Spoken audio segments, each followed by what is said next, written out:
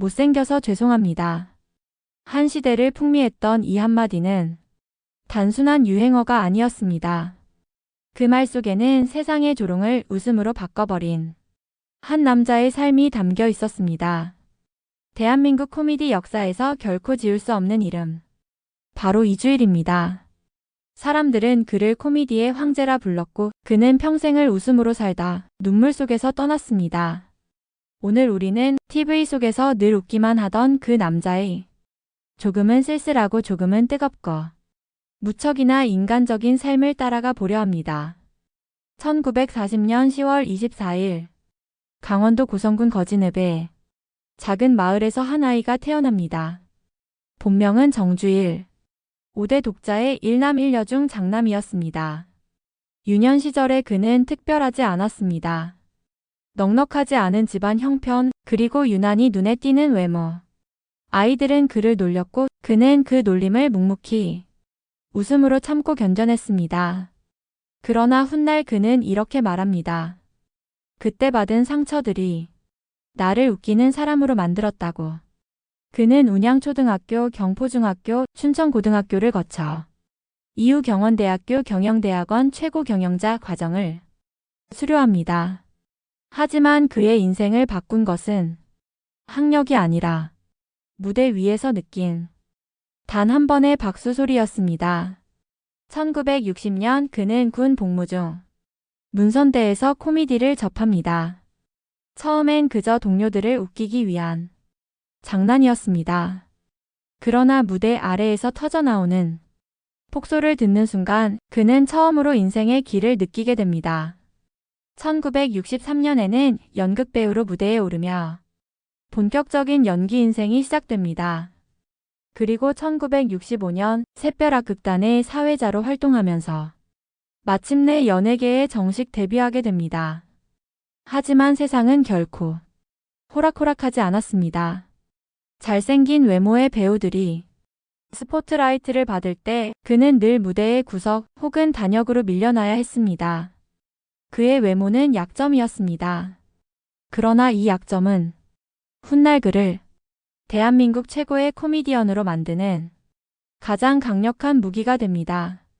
1980년 인생의 전환점이 찾아옵니다. 김경태 PD의 발탁으로 TBC 토요일이다 전원 출발에 출연하면서 비로소 대중 앞에 이름을 알리게 됩니다. 이어 MBC 웃으면 보기 와요에 출연하며 그는 단숨에 전국구 스타가 됩니다. 이미 40을 넘긴 나이. 남들보다 훨씬 늦은 성공이었습니다. 그러나 한번 터진 인기는 걷잡을 수 없이 번져갔습니다. 그는 잘생기지도 않았고 우아하지도 않았습니다. 대신 세상에서 가장 서툰 몸짓과 진한 표정, 그리고 스스로를 희화화하는 용기가 있었습니다. 못생겨서 죄송합니다. 이 한마디가 전국을 강타했고 수지큐 음악에 맞춰 추는 오리춤은 아이부터 어른까지 모두를 웃게 만들었습니다. 동료 코미디언 이상해와 함께한 묘기 코미디는 1980년대 한국 코미디의 상징이 되었습니다. 그의 무대는 늘 서민의 웃음이었고 그의 개그는 늘 가장 낮은 곳에서 가장 큰 웃음을 만들었습니다. 무대 위에서 그는 늘 웃고 있었지만 무대 아래에 그는 의외로 과묵하고 정 많은 사람이었습니다. 1985년 사회복지협의회 후원회장, 1988년 한국코미디연구회 창립회장, 연예인협회 명예위원장, 한국 BBS 중앙연맹 부총재 등 그는 대중 앞에서 웃음을 주는 것뿐 아니라 사회봉사에도 적극적으로 나섰습니다. 후배들은 그를 이렇게 기억합니다. 무서운 선배가 아니라 늘 몰래 용돈을 챙겨주던 큰형 같았다고. 하지만 그의 인생에서 가장 큰 어둠이 찾아온 것은 1991년 11월 22일이었습니다. 아들 정창원이 교통사고로 세상을 떠났습니다. 향년 28세. 아버지보다 먼저 하늘로 간 아들. 그의 장례식장은 온통 울음으로 가득 찼습니다. 그런데 장례를 치른 지 불과 3일 뒤 이주일은 SBS 개국 특집 방송 무대에 올라야 했습니다. 사람들은 말했습니다. 어떻게 그 상황에서 웃을 수 있느냐고. 그러나 그는 무대 뒤에서 이렇게 말했다고 합니다. 내가 웃지 않으면 세상이 너무 슬퍼질 것 같아서. 그날 방송에서 그는 끝까지 웃음을 보여주었지만 무대 아래로 내려오자마자 한참 동안 말을 잇지 못한 채 울었다고 합니다. 이후 그의 흡연량은 급격히 늘어납니다. 하루 2갑에서 3갑의 담배. 웃음을 유지하기 위해 어쩌면 그는 스스로를 조금씩 갉아먹고 있었는지도 모릅니다. 1992년 그는 전혀 예상치 못한 길을 선택합니다. 제14대 국회의원 선거 출마. 통일국민당 공천을 받아 경기 구리시 선거구에 출마했고 45.34%의 득표율로 당선, 대한민국 역사상 손에 꼽히는 코미디언 출신 국회의원이 됩니다. 사람들은 기대 반, 우려 반이었습니다. 그러나 그는 의외로 성실하게 의정활동에 임했습니다. 문화예술인의 권익, 방송인의 처우 개선, 사회복지 관련 정책에 목소리를 냈습니다. 하지만 정치의 세계는 그에게 또 다른 상처를 남겼고 그는 결국 일기만 마치고 정계를 떠납니다. 정계를 은퇴한 그는 다시 마이크를 잡습니다. SBS 심야 토크쇼 이주일의 투나잇쇼.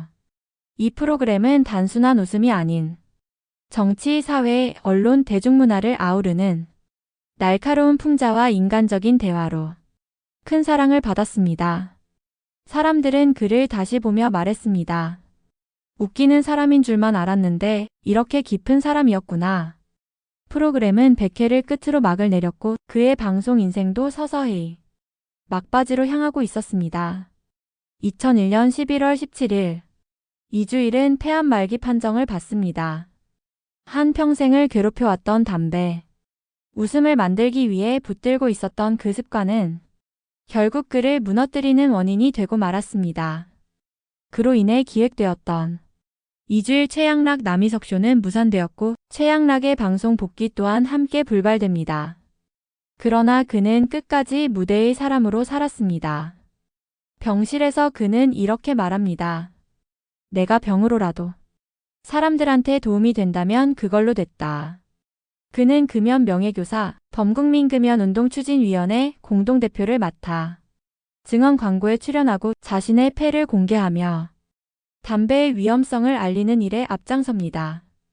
웃기는 인생에서 마지막은 사람을 살리는 인생으로 바뀌어가고 있었습니다. 2002년 8월 27일 국립암센터. 이주일은 조용히 눈을 감았습니다. 향년 61세. 그가 뿌려놓은 웃음에 비해 너무도 짧았던 생이었습니다.